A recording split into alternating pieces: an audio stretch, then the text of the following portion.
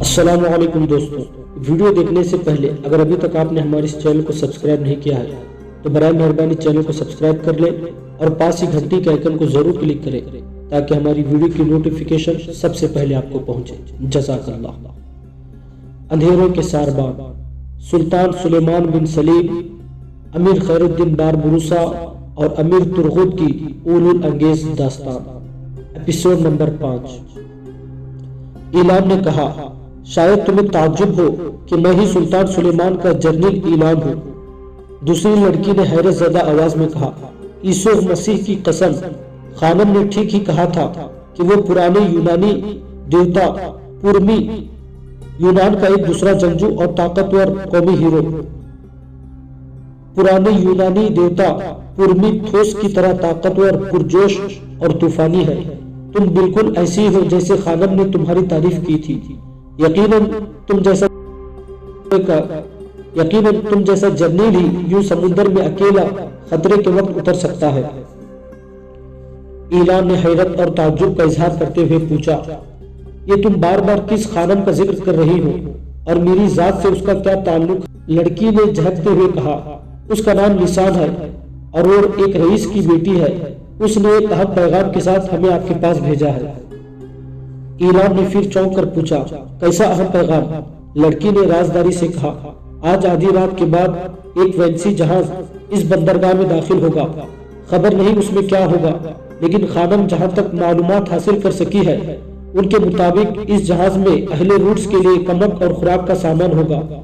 اس کے علاوہ خانم نے یہ بھی کہا تھا کہ وینس کی بندرگاہ پر ایک طاقتور بحری بیڑا اہل روٹس کی مدد کے لیے اکٹھا ہے اور ان قریب وہ بھی اس طرف کوچ کرے گا۔ وہ بحری بیڑا روٹس کو مسلمانوں کے حصار سے نکالنے کی کوشش کرے گا۔ اس کے علاوہ ہم آپ کو وہ خفیہ راستہ بھی بتا سکتے ہیں جس کے ذریعے شہر کے اندر داخل ہو جا سکتا ہے۔ اعلان نے گہری دلچسپی لیتے ہوئے پوچھا، وہ راستہ کس طرف اور کہاں ہے؟ لڑکی نے غور سے اعلان کی طرف دیکھتے ہوئے کہا، اگر آپ ہمارے ساتھ چلیں تو ہم آپ کو وہ راستہ دکھا سکیں گے، لیکن آپ شاید ہمارے ساتھ جانے پر رضامند نہ ہو، اس لیے کہ ابھی تک آپ کو ہم پر اطمینان نہیں ہے۔ اعلان نے اس بات میں گردن ہلاتے ہوئے کہا، تم نے درست کہا، تم مجھے زبانی بتا دو تو شاید میں شہر میں داخل ہونے والے اس راستے کو تلاش کر لوں۔ لڑکی نے سرگوشی اور رازداری میں کہا، سمندر کے پانی کی ایک پتلی پٹی دور تک شہر کے اندر جاتی ہے جس کے ذریعے باہر سے مال لانے والے جہاز شہر کے اندر داخل ہو سکتے ہیں۔ اس مقصد کے لیے پانی کی اس پٹی پر شہر پناہ میں لوہے کے بڑے بڑے دروازے لگا دیے گئے ہیں۔ لوہے کے یہ دروازے ہر وقت بند رہتے ہیں، صرف اس وقت کھولے جاتے ہیں جب کسی جہاز میں شہر میں داخل ہو یا پانی میں ٹکی لگا کر لوہے کے ان دروازوں کے نیچے سے گزر کر شہر میں داخل ہوا جا سکتا ہے۔ اعلان نے مشکوک انداز میں لڑکیوں کی طرف دیکھتے ہوئے پوچھا، پانی کی اس گزرگاہ پر ضرور دشمن کے سپاہی پہرا دیتے ہوں گے، پھر تم دونوں کیوں کر ان کی نظر بچا کر شہر سے باہر نکلی ہو؟ پھر اس لڑکی نے جواب دیتے ہوئے کہا، اول تو پانی کی اس پٹی پر محافظ متعین نہیں ہے، دوسرے شہر کے ان گنت یونانی لڑکیاں، یہ لڑکیاں مسلمانوں اطاعت فراہم کرتی رہتی ہے اور جنگ کے خاتمے اور روٹس کی فتح پر سلطان سلیمان نے ان لڑکیوں کو اس کام کے صلے پر قیمتی انعامات بھی دیے تھے۔ یونانی لڑکیاں روٹس کے لیے مسلمانوں کی جاسوسی کرنے کے لیے اسی راستے سے شہر سے باہر نکلتی ہے۔ ان کے ساتھ ہم بھی باہر نکلتی ہیں اور کوئی ہم پر شک نہیں کرتا۔ ہم دونوں کے نام بھی لڑکیوں کی اس فہرست میں شامل ہے جو روٹس کے لیے جاسوسی کرتے ہیں۔ اعلان نے پھر پوچھا، تمہارے خانم جس کا نام تم نے لسان بتایا ہے مسلمانوں کے ساتھ کیوں اس قدر ہمدردی رکھ رہی ہے؟ اس کے علاوہ اسے میرے متعلق کیسے معلومات فراہم ہوئی؟ پھر اسی لڑکی نے جواب دیتے ہوئے کہا، جہاں تک آپ کے متعلق معلومات حاصل کرنے کا معاملہ ہے وہ کوئی اس قدر اہم نہیں، کیونکہ روٹس کی جاسوس لڑکیاں سلطان سلیمان اور اس کے جنرلوں کے متعلق اس سے بھی زیادہ اطلاعات رکھتی ہے۔ آپ کا دوسرا سوال کہ لسان مسلمانوں کے ساتھ اس قدر ہمدردی کا اظہار کیوں کر رہی ہے، تو اس کا جواب ہے کہ لسان مسلمان ہے، اس کے ماں باپ فوت ہو چکے ہیں اور وہ اپنی ایک عبرانی کنیز کے ساتھ اکیلی رہتی ہے۔ وہ عبرانی کنیز عرصے سے ان کے یہاں کام کر رہی ہے اس کا اکثر قسطنطنیہ جانا ہوتا ہے اور وہی وہ کسی نیک دل مسلمان کے ہاتھ اسلام قبول کر گئی۔ پھر گھر میں اس کی تحریک پر لسان اور اس کے ماں باپ نے بھی اسلام قبول کر لیا تھا۔ روڈس پر مسلمانوں کے حملے سے چند روز قبل ہی لسان اپنے ماموں کے یہاں سے یہاں آئی ہے۔ وہ یہاں سے اپنا سارا اثاثہ اور اپنی بوڑھی عبرانی کنیز کو لے کر مستقل طور پر اپنے ماموں کے یہاں قسطنطنیہ میں رہائش رکھنے کے ارادے سے یہاں آئی تھی، لیکن جنگ کے باعث اسے زیادہ عرصہ یہاں رک جانا پڑا ہے۔ اب تو آپ جان گئے ہوں گے وہ مسلمانوں سے کیوں ہمدردی کر رہی ہے۔ ایلان نے اس بار نرم ہو کر بڑی ہمدردی سے پوچھا، کیا تم دونوں بھی مسلمان ہو؟ لڑکی نے خوشگوار لہجے میں کہا، ہم دونوں مسلمان تو نہیں ہیں، لیکن ہم لسان کے رشتے دار ضرور ہیں، اس لیے اس کے اس کام کو انجام دے رہے ہیں۔ یہ کام انجام دینے کی ایک دوسری وجہ یہ بھی ہے کہ روڈس پر نائٹوں کی حکومت ہے اور یہاں کی یونانی رعایا ان کے طرز حکومت اور مظالم سے تنگ ہے، لہٰذا وہ ان کی غلامی پر مسلمانوں کی حکومت کو ترجیح دیتے ہیں، کیونکہ مسلمانوں نے جس شہر کو بھی فتح کیا ہے وہاں کی رعایا کے ساتھ انہوں نے اپنے مسلمان بھائیوں جیسا سلوک کیا۔ آپ دیکھیں گے کہ روڈس کی دفاع میں بہت کم یونانی حصہ لے رہے ہیں۔ ایلان نے بڑی ہمدردی سے کہا، یہ اطلاعات پہنچانے پر میں تمہارا شکریہ ادا کرتا ہوں، اب تم جاؤ اور میری طرف سے لسان کا شکریہ ادا کرنا۔ لڑکی نے پھر کہا، لسان نے آپ کے نام یہ پیغام بھی دیا تھا کہ اگر آپ شہر میں داخل ہو تو پہلے اسے ضرور ملے، وہ آپ سے کچھ کہنا چاہتی ہے۔ وہ ایک بہترین جنگجو لڑکی ہے اور گھنٹوں گھوڑے کی پیٹھ پر بیٹھ کر اسے اندھا دھند دوڑا سکتی ہے۔ وہ لڑائی کے سارے فنون جانتی ہے۔ یہ بھی یاد رکھیے، اپنے حسن اور خوبصورتی میں وہ اپنا کوئی ثانی نہیں رکھتی۔ وہ روڈس کی کئی نائٹ اس پر فدا ہو کر اسے شادی کا پیغام دے چکے ہیں، جنہیں وہ حقارت سے ٹھکرا چکی ہے۔ آپ بتائیے کب آپ شہر میں داخل ہوں گے تاکہ ہم آپ کا انتظار کریں۔ ایلان نے کہا، تم مجھے لسان کے گھر کی نشاندہی کر دو، میں خود ہی پہنچ جاؤں گا۔ لڑکی نے کہا، تو پھر سنو، شہر کے اندر جہاں سمندر کے پانی کی پٹی ختم ہوتی ہے وہاں سے بائیں طرف جو سڑک جاتی ہے اس سڑک پر 6 حویلیاں چھوڑ کر 7ویں لسان کی ہے۔ اب ہم جاتے ہیں اور وہاں ہم آپ کا انتظار کریں گے۔ لڑکیاں چٹانوں کے ساتھ اس طرف روانہ ہو گئی تھی جہاں بندرگاہ کے سامنے آہنی زنجیر بندی تھی اور ایلان پانی کے اندر تیرتا ہوا کنارے کی طرف جا رہا تھا۔ کرش سمندر کے پتریلے کنارے پر کھڑا بڑی بے چینی سے ایلان کا انتظار کر رہا تھا۔ اس کے ساتھ لشکر کے کچھ سپاہی بھی تلوار سونتے مستعد کھڑے تھے۔ ایلان جب کنارے پر آیا تو کرش نے اسے بازو سے پکڑتے ہوئے نہایت بے چینی سے پوچھا، ایلان، سمندر میں وہ کون تھا جس کے تعاقب میں آپ گئے تھے؟ ایلان نے وہی کھڑے کھڑے کرش کو سب حالات کہہ دیے۔ پھر اس نے آگے بڑھتے ہوئے کہا، کرش، میں سلطان کی خدمت میں حاضر ہونے جا رہا ہوں۔ میرے بعد اپنے ارد گرد پر کڑی نظر رکھنا۔ قلعے کا ایک جنوبی اور سمندری حصہ اب جنگی نقطۂ نظر سے نہایت اہم ہو گیا ہے۔ کرش نے اسے روکتے ہوئے کہا، آپ کے کپڑے بھیگے ہوئے ہیں، آپ پہلے لباس بدل لیں۔ ایلان نے آگے بڑھتے ہوئے کہا، اب جو حالات پیدا ہو رہے ہیں ان میں یہ بھیگے کپڑے ہی کام دیں گے۔ ایلان روس کے قدیم بحری حکمرانوں کے ان پرانے کھنڈرات میں آیا جنہیں لشکر کے لیے درست کرایا گیا تھا۔ پھر وہ اس برجدار عمارت کے سامنے آ کر رک گیا جس کے اندر سلطان کا قیام تھا۔ ایک اینی چرمی محافظ اس کے قریب آیا اور حیرت سے پوچھا، اے امیر ایلان، آپ اس وقت یہاں؟ ایلان نے کسی تمہید کے بغیر کہا، مجھے ایک کٹھن اور دشوار جنگی صورتحال پر سلطان سے گفتگو کرنی ہے، انہیں میری آمد کی اطلاع بھیجا دو۔ پہرے دار نے پسو پیش کرتے ہوئے کہا، لیکن وہ تو دن بھر کی مشقت اور رات کا ایک حصہ جنگی نقشوں کی نظر کرنے کے بعد ابھی سوئے ہیں۔ ایلان نے کڑکتے ہوئے لہجے اور غراتی آواز میں کہا، ہم یہاں شطرنج اور چرس کی بازی لگانے نہیں آئے، ایک اجنبی سرزمین اور ایک ناقابل تسخیر اور غیر معقول جزیرے پر حملہ ور ہوئے ہیں۔ یاد رکھو، جو قومیں ضرورت کے وقت سوتی ہے تباہ ہو جاتی ہے۔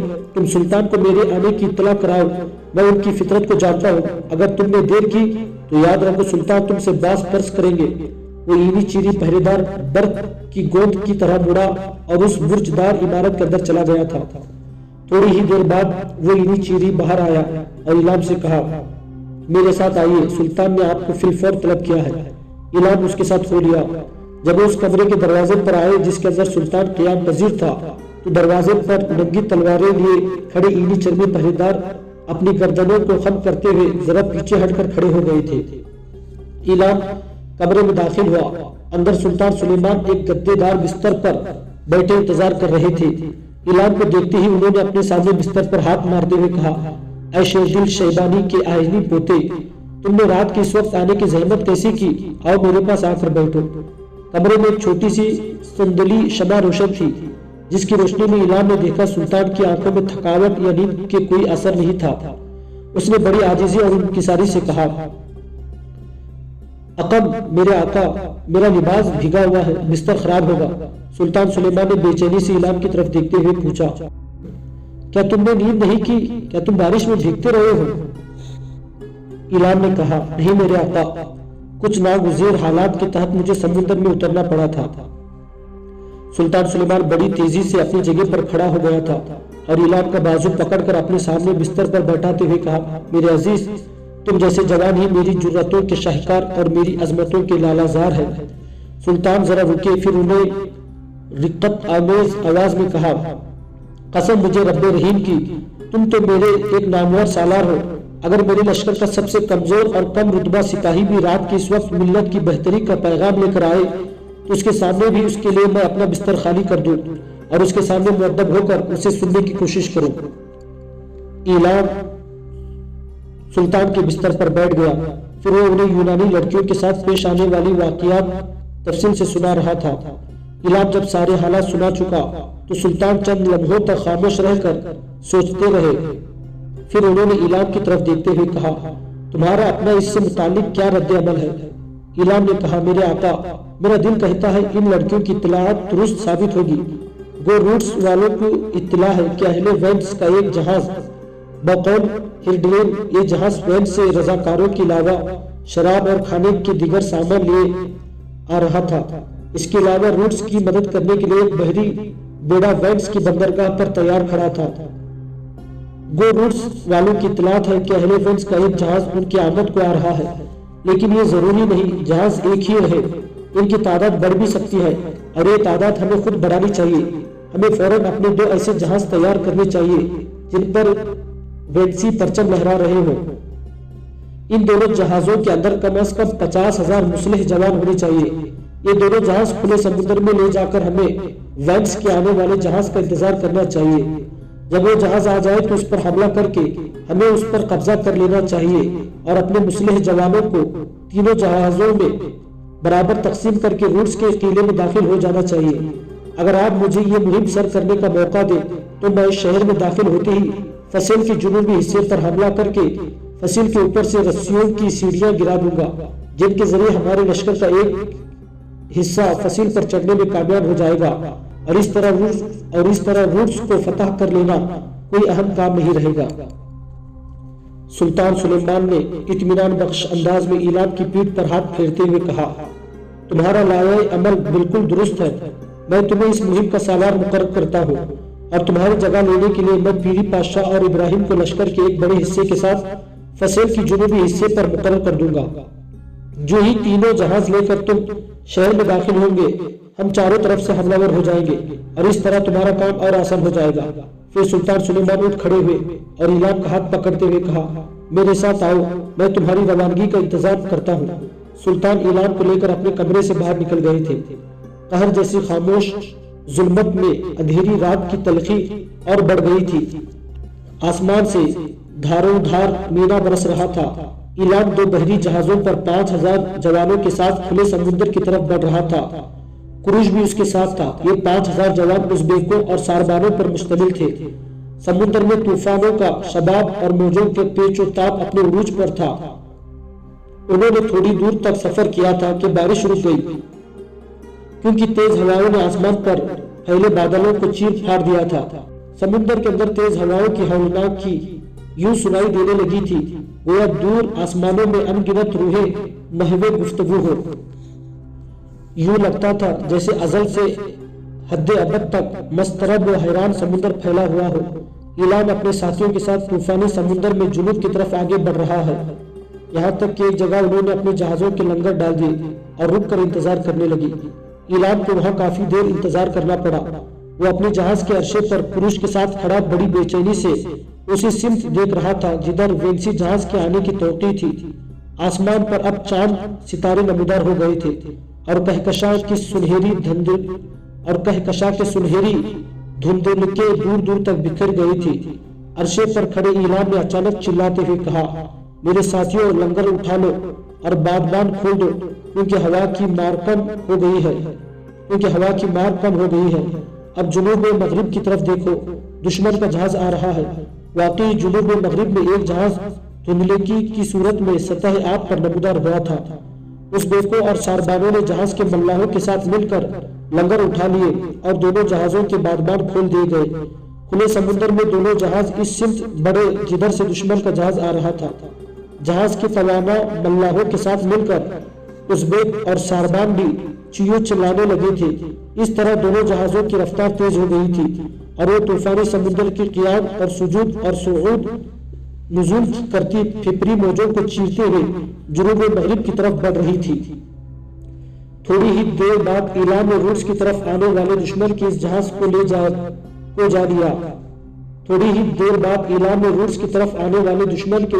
کو جا لیا اور اپنے دونوں جہازوں سے اس کا راستہ روک کھڑا ہوا تھا۔ دشمن کے جہاز سے تیروں کی بارش ہونے لگی تھی، لیکن ایلان نے اپنے ساتھیوں کو حکم دیا کہ وہ دشمن کے تیروں سے بچنے کے لیے اپنی ڈھالیں اپنے سامنے کر لیں۔ ایلان نے جوابی تیر اندازی نہ کرائی، بلکہ وہ اپنے دونوں جہازوں کو دشمن کے جہازوں کے قریب لے گیا تھا۔ جب دونوں جہاز دشمن کے جہاز سے ٹکرائے تو پہلا شخص جو دشمن کے جہاز میں کودا تھا وہ ایلان تھا۔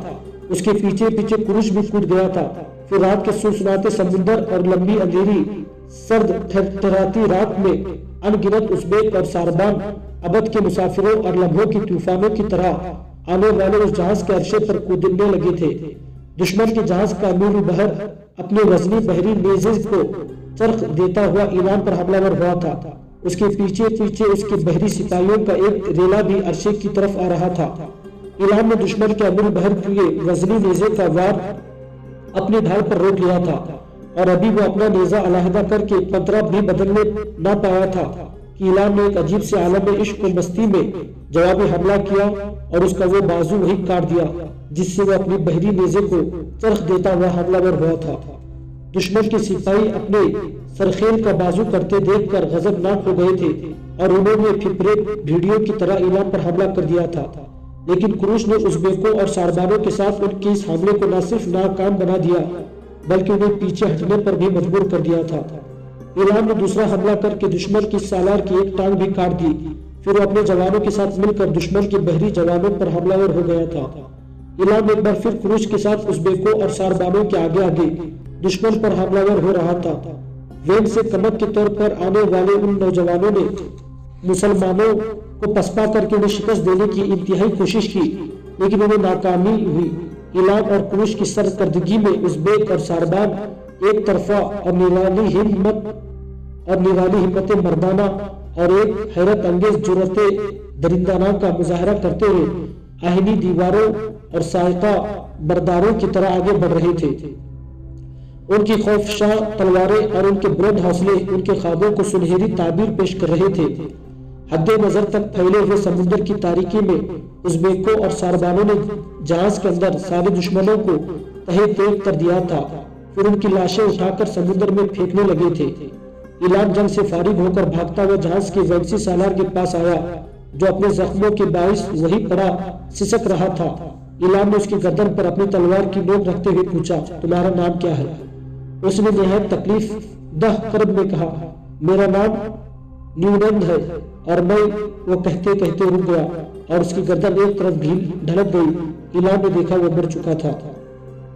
ایلان نے اس کی لاش اٹھا کر سمندر میں پھینک دی۔ تینوں جہازوں کے اندر اپنے نوجوانوں کو برابر تقسیم کیا اور جہازوں کو روٹس کی طرف کوچ کا حکم دے دیا تھا۔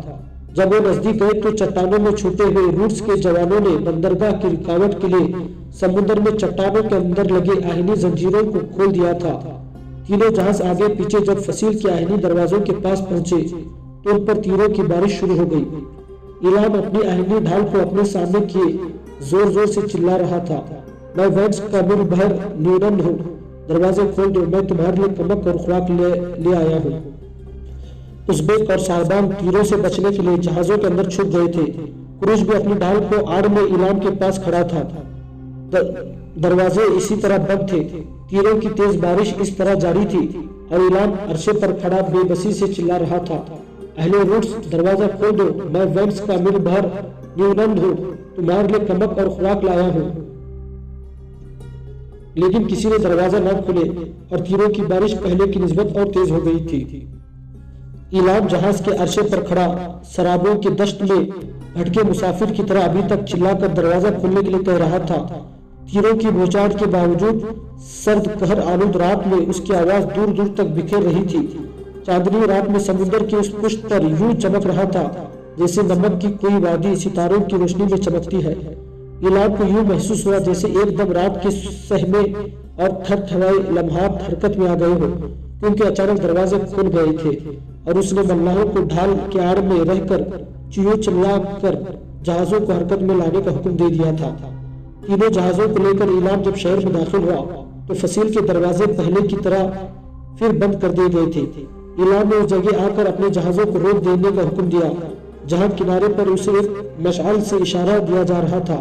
کروش پہلے سے طے شدہ لائحہ عمل کے تحت جہاز کے اوپر ہی کھڑا رہا، جبکہ ایلام اکیلا جہاز سے اتر کر کنارے پر آیا تھا۔ چند جوان جن میں سے ایک نے چلتی ہوئی مشغل پکڑ رکھی تھی ایلام کے قریب آئے اور ان میں سے ایک نے مسافہ کے لیے ایلام کی طرف ہاتھ بڑھاتے ہوئے کہا، میں مارتے تن گو ہوں اور روٹس میں آپ لوگوں کو خوش آمدید کہتا ہوں۔ ایلام نے بڑی انکساری کا اظہار کرتے ہوئے کہا، میں وینس کا امیر بہر نیونند ہوں اور اہل روٹس کے لیے خوراک اور کمک لایا ہوں۔ میں سمندر کے اندر فصیل سے باہر کھڑا مایوس ہو گیا تھا اور پھر مجھ پر تیروں کی بارش شروع ہو گئی تھی۔ مجھے یقین ہو گیا تھا کہ وہ دروازہ نہ کھلے گا اور میرے سب ساتھی تیروں کی بارش میں زخمی ہو جائیں گے۔ وہ ایلام کو علم تھا کہ جہاز پر تیروں کی بوچھاڑیں اسلامی لشکر کے سلطان اور اس کے درمیان طے پانے والے عمل کے مطابق ماری تھی۔ پھر بھی اپنی بات اور گفتگو میں زور پیدا کرنے کے خاطر اس نے اس کا ذکر مارتے تن سے کر دیا تھا۔ مارتے تن گو نے فوراً اپنی صفائی پیش کرتے ہوئے کہا، دروازے دیر سے کھلنے کی اصل وجہ یہ ہے کہ ہمیں اطلاع تھی کہ ایک جہاز آئے گا جبکہ آپ کے ساتھ 3 جہاز ہیں۔ اس تبدیلی نے ہمیں شش و پنج میں ڈال دیا تھا۔ ایلام نے فوراً مارتے تن گو کی تائید کرتے ہوئے کہا، آپ کو ایسی احتیاط ضرور کرنی چاہیے تھی۔ پہلے واقعی ایک جہاز آنے کو تھا لیکن بعد میں اچانک روٹس کے لیے آنے والے رضاکاروں کی تعداد زیادہ ہو گئی تو 2 اور جہازوں کا انتظام کرنا پڑا۔ کیا مسلمانوں نے صرف ہم پر تیر اندازی کی ہے یا رات کی وقت بھی جنگ جاری ہے؟ مارتے تن گو نے تشویش زدہ لہجے میں کہا، مسلمانوں نے شاید آپ کے جہازوں کو شہر میں داخل ہوتے ہی دیکھ لیا ہے، اس لیے انہوں نے شہر پر چاروں طرف سے یلغار کر دی ہے۔ ایلام نے ایک جوش اور جذبے میں اپنا ہاتھ اپنی تلوار کے دستے پر لے جاتے ہوئے کہا، کیا مجھے اپنے ساتھیوں کے ساتھ ابھی اور اسی وقت اس مقدس جنگ میں حصہ لینے کی اجازت ہے؟ مارتے تن گو نے متاثر ہوتے ہوئے لہجے میں کہا، آپ لوگ ایک طویل سفر طے کر کے اور سمندری طوفانوں کا مقابلہ کرتے ہوئے آئے ہیں، آپ کو آرام کی ضرورت ہے۔ ایلام نے زہریلی آواز میں کہا، میں اور میرے ساتھی آرام کے عادی نہیں، آپ ہمیں اس جنوبی برج پر چڑھ کر مسلمانوں کا مقابلہ کرنے کی اجازت دیں، آپ دیکھیں گے کہ جنگ ہم آپ کو مایوس نہ کریں گے، اپنا کوئی آدمی بھی ہمارے ساتھ کر دیں جو ہماری رہنمائی کرے۔ مارتے تن گو نے ایلام کے کندھے پر ہاتھ رکھتے ہوئے کہا، میں مشرقی برج کی طرف جا رہا ہوں، میرے یہ ساتھی آپ کی رہنمائی کریں گے۔ مارتے تن گو وہاں سے چلا گیا تھا اور ایلام نے چلا کر اپنے ساتھیوں کو جہازوں سے باہر آنے کا حکم دے دیا تھا۔ ازبیک اور صاحبان تینوں جہازوں کے اندر سے یوں نمودار ہوئے تھے جیسے تیز اور طوفانی سیلاب کاریلا بہہ نکلتا ہے۔ کروش ان کی رہنمائی کر رہا تھا اور وہ پوری طرح ہتھیار بندے ہوئے علاوہ اپنے کندھوں پر رسیوں کی سیڑھیاں بھی اٹھائے ہوئے تھا۔ جب سب جہازوں سے باہر آ گئے تو مارتے تن گو نے آدمی ان کی رہنمائی کرتے ہوئے انہیں فصیل کی جنوبی برجوں کی طرف لے گئے تھے۔ فصیل کے اوپر جا کر ازبیک اور صاحبان ایلام کا ہاتھ ہوا میں لہرا جانے کا اشارہ کرتے 3 حصوں میں بڑھ گئے۔ ایک حصہ ایلام کے ساتھ مغربی سمت رہا، دوسرا حصہ کروش کے ساتھ مشرق کی طرف ہو گیا، اور جن جوانوں نے رسیوں کی سیڑھیاں اٹھا رکھی تھی وہ درمیان میں رک گئے تھے۔ سارا کام ایلام کے پہلے سے جاری کی ہوئی ہدایت کے مطابق عمل میں آ رہا تھا۔ اچانک ایلام نے زور سے چلاتے ہوئے اپنے لشکریوں کو مخاطب کرتے ہوئے کہا، میرے ہم سفیروں، آؤ مل کر اپنے دشمن کو پرانے صداؤں کے کھنڈر میں بدل دیں۔ آؤ آؤ میرے باج برد ساتھیوں، ادھورے خوابوں کی تعبیر مکمل کرے، بے چہرہ تصویروں کی تکمیل کرے، دشمن کی جسم اور روح کو زخمی کر دے اور ان خونی ساعتوں کو فاصلوں میں ڈھالنے کا عزم کرے۔ اعلان خاموش ہوتے ہی اپنے ساتھیوں کے ساتھ اپنی زندگی کی پوری تڑپ اور اپنے تمام وحشی جذبوں کے ساتھ مغرب کی طرف روس کے لشکر پر ٹوٹ پڑا تھا۔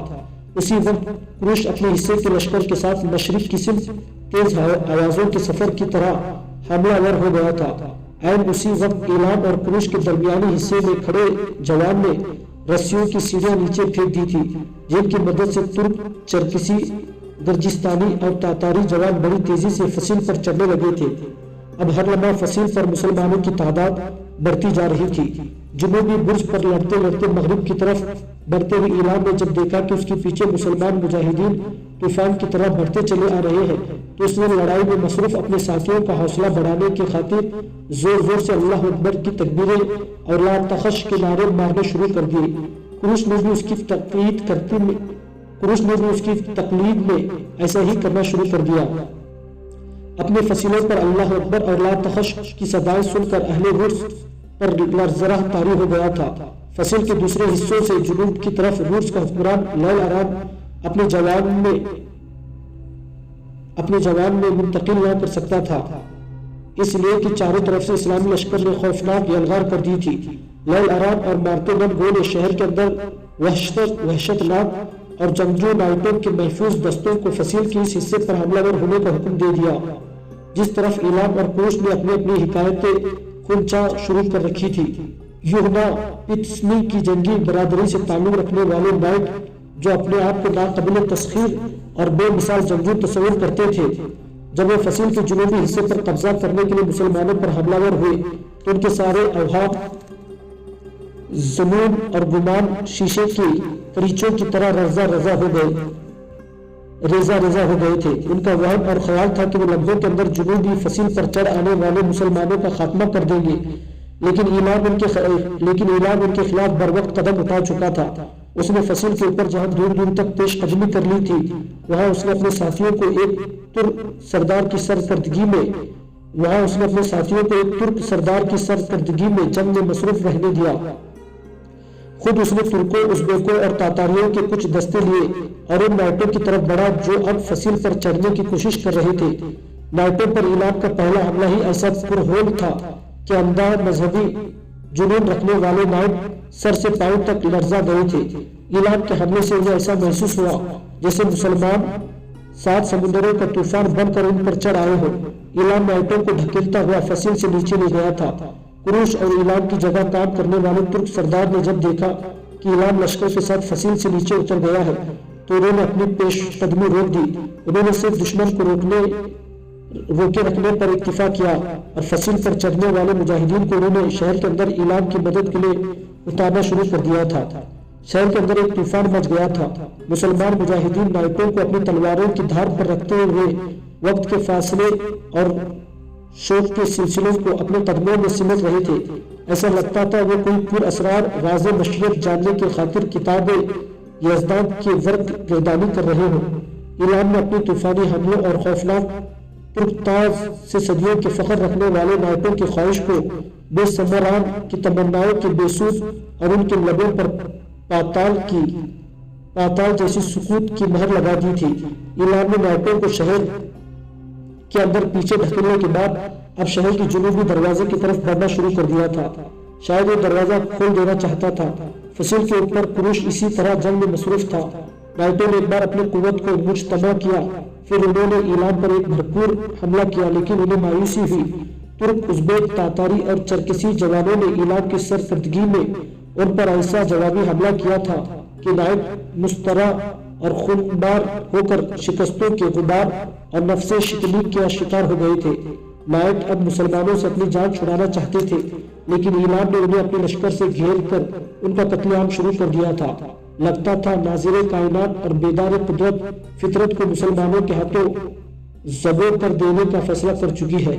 اعلان نائٹوں کا صفایا کرنے کے بعد اپنے لشکر کے ساتھ پھر مڑا اور طوفانی انداز میں اس نے شہر کا جنوبی دروازہ کھول دیا۔ اسلامی لشکر بزم ارواح کی طرح شہر میں داخل ہونا شروع ہو گیا تھا اور ہر سمت انہوں نے اپنی منزل کی گرد اڑانا شروع کر دی تھی۔ فصل کے اوپر اور شہر کے اندر لڑنے والے نائٹ اذیتوں کا شکار ہو گئے تھے۔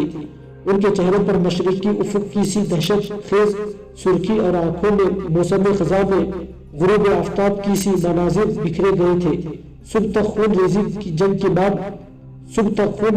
جنگ کے بعد اسلامی لشکر شہر پر قابو پا چکا تھا اور نائٹ ہتھیار ڈال کر اپنی شکست تسلیم کر چکے تھے۔